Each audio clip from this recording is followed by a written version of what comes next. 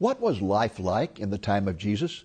Last week, we began exploring that question with a visit to a remarkable antiquity center in LaGrange, Georgia, that was established by Jim Fleming, one of Christendom's foremost experts on biblical archaeology.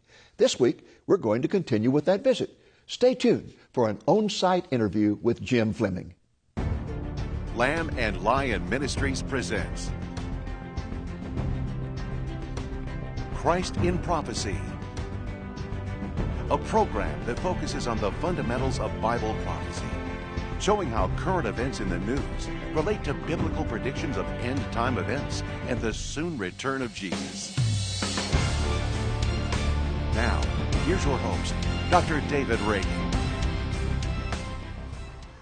Well, greetings in the name of Jesus, our blessed hope, and welcome to Christ in Prophecy. Once again, we're here in LaGrange, Georgia at the tremendous Exploration and Antiquities Center with my good friend Jim Fleming, who established this remarkable place to give people a feel of what it was like to live in the first century. Now, Jim, we have just come out in front of a city gate. That's right. This is a very important place, isn't it?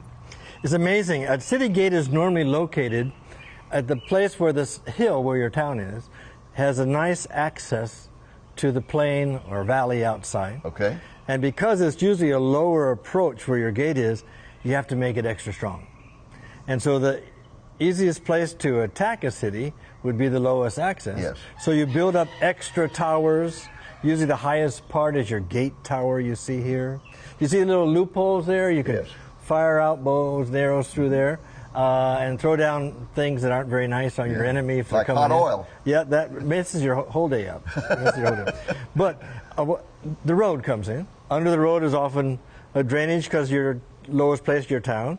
So there'll be drainage going out of the town. But most important, that's where your judges sit. I always read about that in the Bible. The judges are at the gate. You have two gate chambers here, each inside a tower. It's interesting. 3,000 years ago and today, they were called judges' chambers and judges' benches. And there'll be a judge's chamber on either side, and then usually a U-shaped bench inside where the judges sit. So this would be passport control. Okay. Let's just say we were... So I can just wander into this city. Well, the problem is there's a security problem. Yeah. Are we friend or foe? Might we steal things? Do we want to stay the night? Usually there's an open area inside the gate where you would have guards and the people would stay.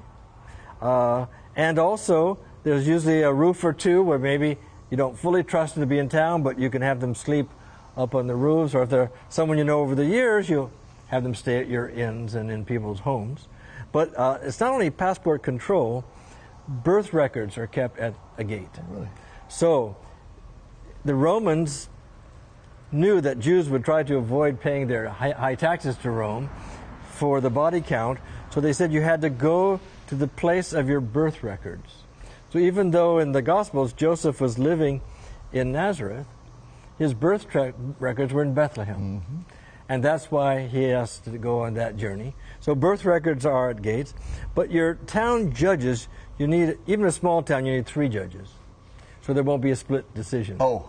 Sometimes a judge can't make up his mind, so there'll be a good governor will visit the towns at least once a year to process those cases. We understand Herod Philip was such a governor, Caesarea Philippi, in his territory.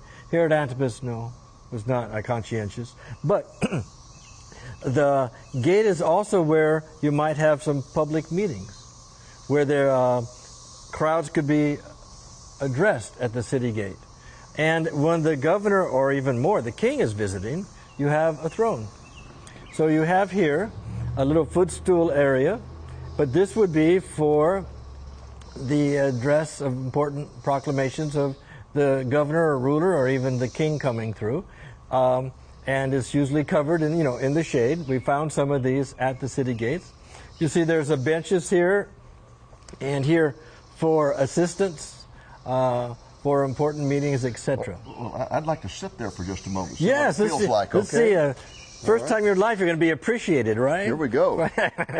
Hey, this is very, very nice. It's very soft and comfortable and has a nice covering. And so the important people sit here.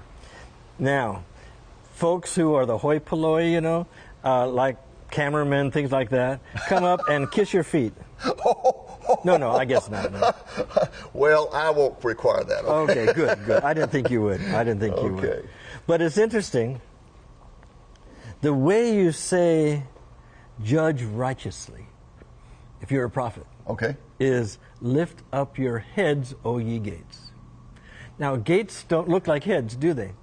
But gates have judges. That's Psalm 24. Exactly. Lift up your heads, O gates, that the King of glory may come in. And if you make bad judgments, your heads are bowed down in shame. How can you say judge righteously? Walk with your heads tall. Deal justly in the land. And so the gate is a very important symbol. And remember, a gate can leave people out or save people and protect them within. Are you going to let poor people in when the enemy's coming? This becomes a big issue. Oh, yes. You have walled mother cities and unwalled daughter villages. It's interesting, the word iriah in Hebrew, municipality, is a feminine word. So just like in English, of Dallas, you would say she. So a mother-walled city has unwalled daughter villages. Joshua destroyed these cities and their daughters, that's men and women, old and young, in unwalled villages connected to a walled mother city. On the way to the cross, when the daughters of Jerusalem are weeping, that doesn't mean women. It means he's gotten outside the city wall, and the people outside the wall are called daughters. So think the wall is the skirt of the mother city, and the outskirts, and really comes from that, are the people who can afford the taxes and things to live inside, the poor. There's 200 references in the Bible where the word daughters is not next to a person's name. Daughters of Jacob means female offspring. Daughters of Israel, daughters of Judah, daughters of my people, daughters of Jerusalem, means the landless, the poor, the forgotten, outside the protection of the walled mother city. So the word of the Lord, many places in the Bible, comes to the daughters of my people. Don't forget, prophets, don't forget the people easy to forget. And the prophet is reminding the king not to forget those who are easy to forget. And so the phrase daughters of my people is the way you say that. On Palm Sunday, John uses that when he says, everyone yelling Hosanna, John quotes Isaiah, say to the daughters of Jerusalem, your Redeemer is coming. That's the people outside the wall, like on the Mount of Olives on Palm Sunday. And Jesus had a special conversation with the daughters of Jerusalem who were weeping because they loved Jesus and they hung on his every word when they saw he was about to be crucified outside the wall where they were. In fact, Mary and his family of Mary and Lazarus and Martha, were from Bethany, a town it's a daughter village. So that would be a daughter village. And they would be daughters of Jerusalem. If Jesus met the women who'd come from Galilee with him to Jerusalem, he would have said daughters of Galilee. But he's talking to the people outside the wall of Jerusalem. Well, what else do you want to tell us about this? Well, listen, a city gate has several important things. You would have a water reservoir. That's always at a city gate. Well, it's the lowest part of the town, remember? Your water's draining, so you try to have things channel into a cistern. Now, a cistern, unlike a well, is where you would store rainwater that flows into it. For example, do you see here's a grating? This is the entrance. Oh, so rainwater goes down through that. It's not reaching groundwater. In fact, all gates are designed so no water leaves the city if you can help it. So water falling on the top tower falls to this roof, On this roof, water drains from here into the cistern. When this water cistern is full, it goes to a cistern on the other side of the road, and you hopefully will never have a rainfall with any water that leaves the city. You try to store it. Well, catching every drop of water has always been an important thing in Israel because of the fact that they have such a long dry season. Explain that. Yes. Our last rains are beginning of May. Okay. And then we don't get them again until mid-September. That's a long stretch. 5-6 months. So when it's raining, you got to collect it. And so you have to collect the rain during the winter rains and store it. And of course, you need to store it underground because algae. Algae, okay. So darkness is the only purifier the ancients would have had. So the algae can't grow without sunlight. Right. Yeah. So you have a cover for your cistern. And of course, this is available for you if there's an enemy siege. Now, if you step back a minute, Let's talk about an enemy siege. Okay. All right. Well, for example, if you come over here, we can look back to some structures that are here. There is a gate chamber here, which we'll look at inside later. But can you see in there, there's a light-colored wall. Yes. This, and always found just inside the gate, will be a place for a caravan to unload its supplies. You're going to see a row of water mangers and food mangers where you would then unload your animals. So it's called a stable storehouse. It serves two purposes. One is it's a stable for the caravan to stay, but when you unload the animals, you're storing goods. Okay. The Bible calls a city like this a store city. It's where you're trying to store enough supplies so if you're under enemy siege, you have enough supplies to live off. And not only supplies, it's water that's very important. Water, supplies. Now these supplies will be non-perishable. Grain, olive oil, dried fruit, nuts, things that will last. Okay. So you must have those at a gate. Okay. Then you would have, of course, on the other side of the gate, your gatehouse. But on the top would be a military installation, because this will become the highest part of your city, where you can shoot down, throw down things, on your enemy. But we not only store in a stable storehouse, we have two other ways of storing I'd like to show you over here. Okay. Let's go over there. This is another place where you would store things. Okay. It is a silo, a grain silo. Notice that it's cut down into the ground. It is domed over. Of course, you don't want rain to come in. But you store your things in sacks, not in free grain, because you need to be able to easily take sacks out. You have a problem if water starts seeping in, to be able to move sacks, dry sacks. You're bringing new ones from your threshing floor in. But I'd like to mention a few things about this. Would you come down with me? Sure. Lead the way. Coming down, David, let me show you an underground grain silo. You see there's places for oil lamps on the sides. And you're going to be storing as much grain as you can. But as you see, you keep it in sacks. As you're looking down towards us, you can tell that you've got an inner wall that's plastered here. Then your stairway, there's actually another stairway here going out. So if you're bringing in sacks. So this is one-way traffic. One right. down and then you go up and bring in more down, etc. Sometimes with kids groups coming to the museum, we have them haul all of this grain to the threshing floor. The next group. Do you ever tell them that was women's work back then? Oh, no.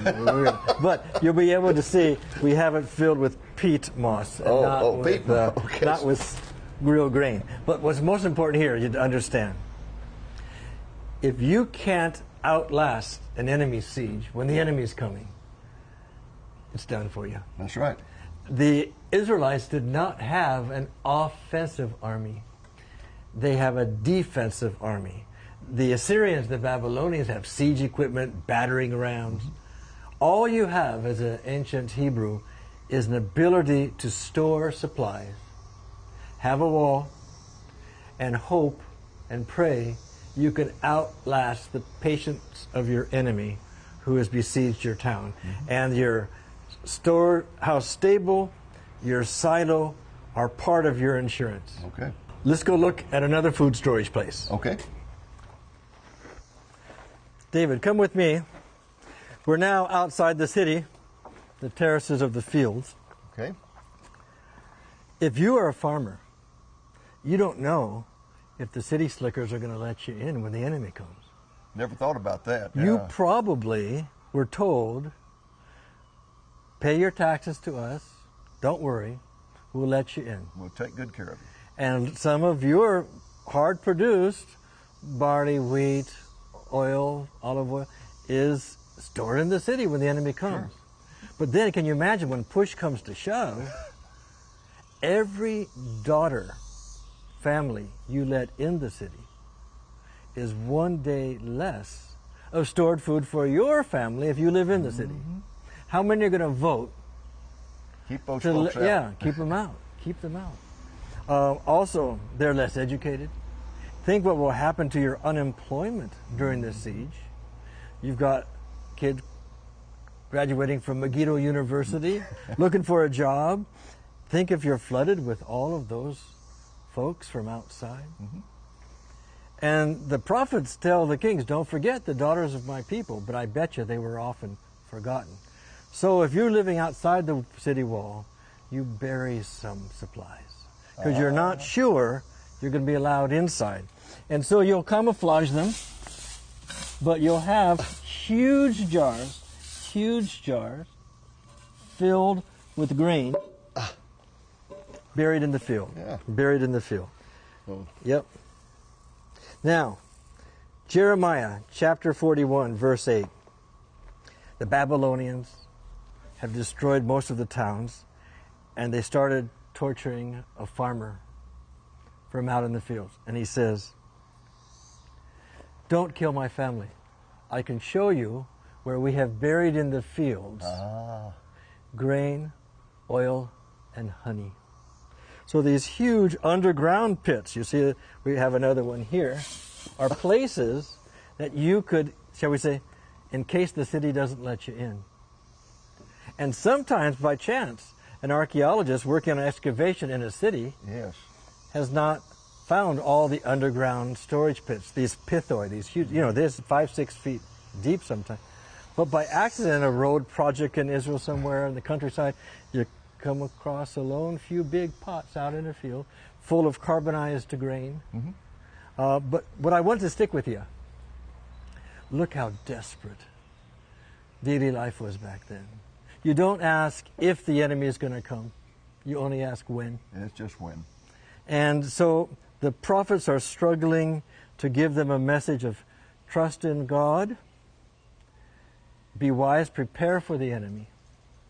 But I'd like to, maybe another place we could sit down more at the city gate where some of these discussions are going on more intensely and discuss what really happens during a siege. All right, let's go to the city gate. Okay. And sit where the elders. Oh, okay, big time. Okay.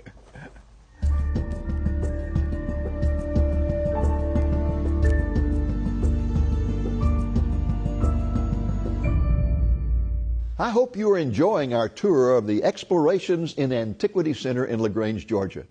The center is designed to show how people lived in the first century during the time of Jesus. It's open to the public and has a variety of educational programs for both adults and children. You can get detailed information about the center at its website, which can be found at diggingforit.net.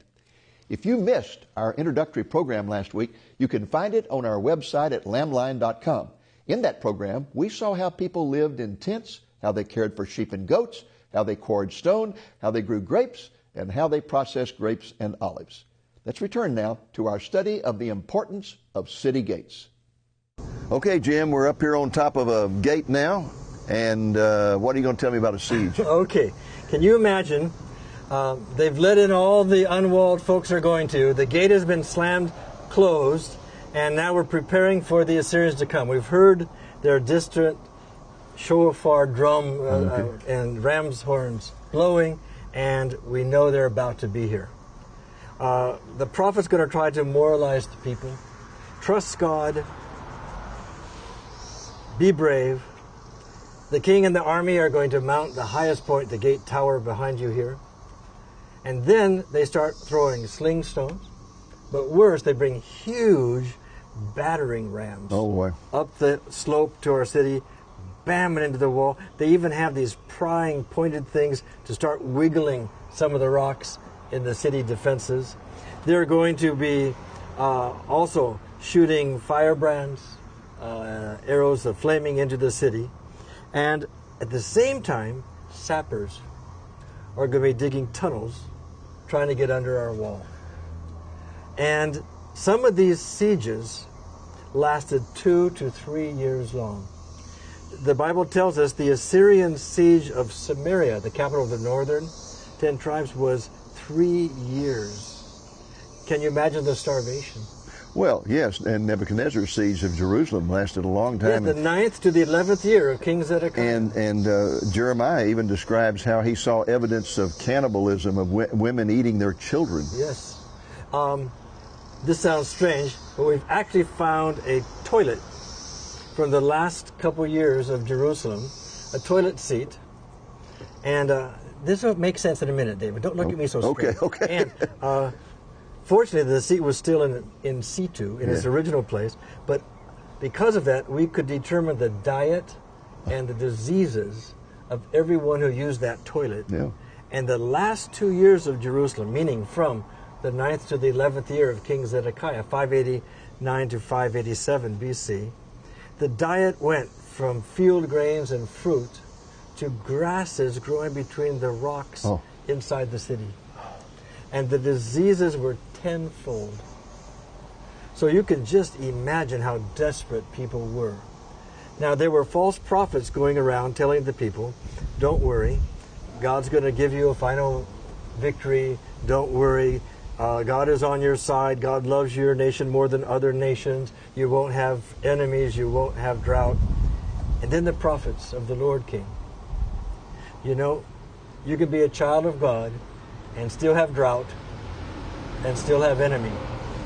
The difference is God will be with you during them. And even if, what the worst thing you could think of, captivity from your land to a foreign land, even in captivity, the Lord will weep with you by the waters of Babylon where you weep and bring you back. One of the best verses about that theology is Isaiah chapter 40, the last verse. I shall run and not be weary. I shall walk and not faint. I shall mount up with wings like an eagle. The Lord helps you through life's darkest moments and brings you back. And that hope held them through. And do you know the two easiest archaeological levels for us to separate on a dig? Before the Babylonian captivity, idols in all the houses. Most of the houses. After, not one idol. There was national repentance and renewal. They came back from that national calamity without idols. And God was able to do amazing things with the people. In the days of Nehemiah, Ezra, Esther, the rebuilding, we call the Second Temple period. Mm-hmm. So it cleansed them of idolatry. Sometimes it takes a hard time before you have introspection and see how much you turned away from the Lord. Yes. So this is a wonderful reversal of fortune. God specializes in taking difficulties, not giving up, bringing you through, and making good out of it. Well, the Lord can do that. Yep. Well, folks, we're sitting on top of the city gate here at Jim Fleming's Antiquity Center in LaGrange, Georgia, and I wanted you to see something very special that's on the ground behind us. It's one of my favorite places here, and so we're going to look over Jim's shoulder and have him tell us all about it. One of the most important aspects of our work at the Explorations and Antiquities Center is for children. We have here what we call Kids Dig. They're actually real replicas of archaeological digs, and every night our staff comes out and buries real archaeological finds, not replicas, which means we can't let the kids keep them, but we want them to touch something 2,000-3,000 years old. The far side is for preschool young children. It's dinosaur bones. The next one is a one-period site. It's a house found in an excavation in Capernaum where their courtyard was an industry for dyeing things purple. Then the third one up is an Old Testament period site. It has an Egyptian temple from the time of the Exodus for the worship of the cow god that was destroyed by the Midianites and then rebuilt as a Midianite worship area for an invisible god. They actually found a brazen serpent in the Midianite shrine. Then the last one over here is more difficult. It's 3 different periods, one on top of the other. The bottom is a 1st century house in Capernaum, and there's fishing equipment in it. Sinkers, even part of an old net, weights. That house became a house church. The word was domus ecclesia, domiciled house, church. All the domestic pottery disappeared, and it becomes only oil lamps. So you can tell it goes from a living house to people gathering to pray and sing hymns, only oil lamps. And eventually, in the 450s AD, an octagonal church was built on top. And we have there mosaics and carved stones from a 5th century church. Getting kids excited about the past. You know, truth is not only in the future. For those of us from the Judeo and Christian heritage, we look to what God has done before. Before is a great word. It happened before. But if we have open eyes, we can see it before us. And we're trying to make a place where it's easier to see and understand what God has done before.